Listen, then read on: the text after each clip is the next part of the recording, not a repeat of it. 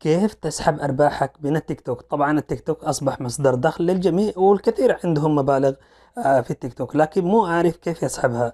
كيف تسحب أرباحك من التيك توك؟ جميل. أولا تروح ملفك الشخصي، نقرأ على الثلاث نقاط هنا في الأعلى: الإعدادات والخصوصية، بعدين رصيد، ثم إيرادات الهدية.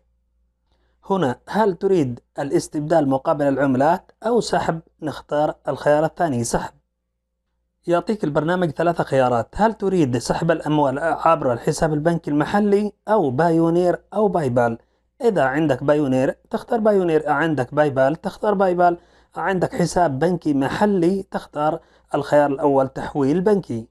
هنا راح تجيك رسالة بالكود، ثم نقرأ قبول ومتابعة.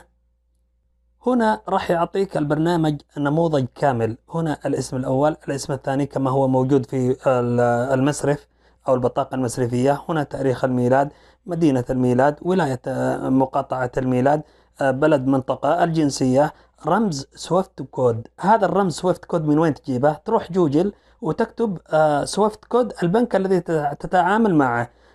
أي بنك في أي دولة، في أي دولة كانت في الدول العربية، سواء في السعودية، في اليمن، في مصر، في العراق، أي دولة، البنك اللي أنت تتعامل معه اكتب اسمه في جوجل، اكتب سويفت كود بنك كذا كذا، يطلع لك السويفت كود.